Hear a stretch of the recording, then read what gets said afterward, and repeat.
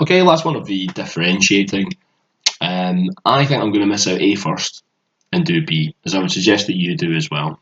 The proof ones, show this equals this, can be a bit fidgety, so let's miss that and go straight for this.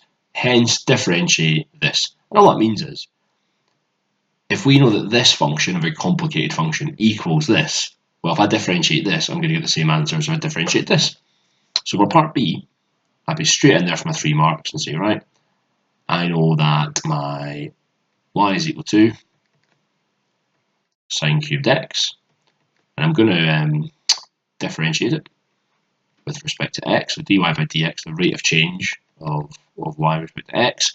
And what we do is we differentiate outside the bracket, so the sine x there, that's the same as sine x cubed. So how do I differentiate again? Well, if I've got x squared, I get 2x, so I multiply in front, don't I? Then take one away from the power.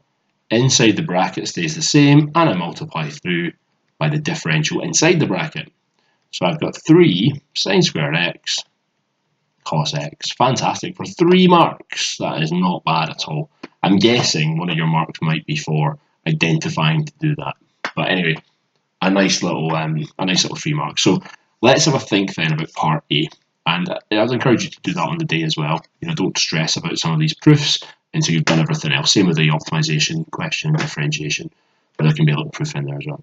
So when you're doing these, I've put this up here. You want to remember this, but you also want to remember your Nat 5, which is that sine squared x plus cos squared x is equal to 1, and that sine x over tan x, sorry, get ahead of myself, sine x over cos x is equal to tan x. Okay. That's from that 5, you're not given that, so you need to remember that. So the minute you see a tan, you should be thinking that one. If you see a sine squared, cos squared, you should be thinking maybe I make that one. Don't see it yet. So let's have a little look. Not enough space, I'll put it over there.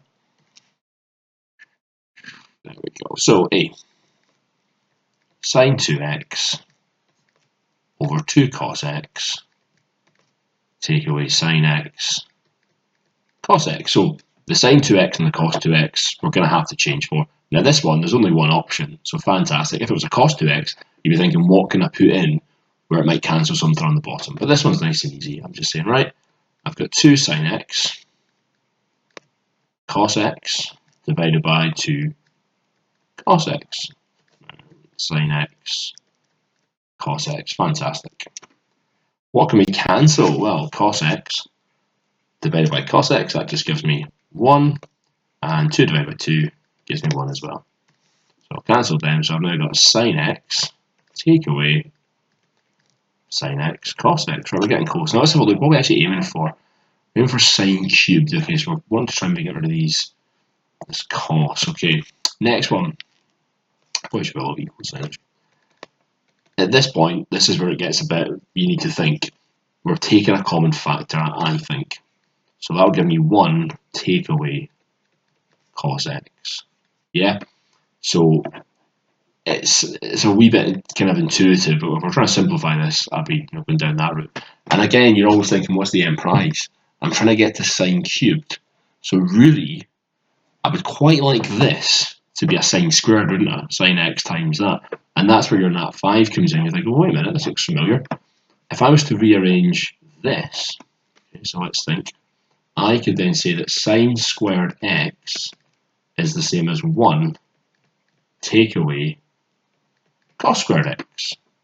And I just was thinking, actually, wait a minute, there should be a little 2 up here, shouldn't there? Yeah, I've written it out wrong. That's why I was like, wait a minute, that's that's not going to work out. So we've got our cos x, yeah. Do you know what I mean? So again, I was looking going, well, this doesn't look good, but anyway, so 1 take away cos x. So that means that's sine squared x. So yeah, make sure you write the question right. Don't make life too hard for yourself. Multiplied by sine squared x, which is obviously going to be sine cubed x, which is then equal to the right hand side. So you see sine 2x and cos 2x, you should be thinking about substituting them in to cancel things out. Taking out a common factor is another fun way of rewriting your function such that you can sub in one of these other rules. Don't forget your national 5 skills, but also look how quick those 3 marks were. And look how annoying these 3 marks were. So it's definitely a 3 mark that would come back to, because, say you didn't write in that squared like me, you'd be scratching your head for a little while. Whereas this is very procedural. We're multiplying by a power, taking one away, times them by the differential, one, tick, tick, tick, easy. This one, I've got to substitute, cancel, rearrange, wee bit of thinking. So leave those kind of questions out till the end. And yeah, I hope that's been helpful. So just a wee recap on everything so far before we go into the last section. We have looked at differentiating composite functions. So when you see a function where you've got a big power or a negative, a big power or a negative power or a fractional power, you're thinking, okay, I'm going to have to use my chain rule. Yeah. So that inside the bracket stays the same. We differentiate outside the bracket and we multiply through by our differential. Yeah. So we did those ones. They were quite easy. They don't seem to come up as often as these, which is the reverse of that. So we integrate outside the bracket as normal, and then we're dividing by the differential of the bracket. So up there, timesing by the differential of the bracket. But when we integrate, we divide. And do we need to remember that? Not really, because it tells us here in the front of our paper. It does it for trig only, but it's the same thing. When you're differentiating, you multiply by that differential. When you're integrating, divide by it. So we did a few of those questions, did it with limits. Yep, they were all quite similar, if you see them. And we just finished off doing the differential of trig, multiply through by the differential, just as before.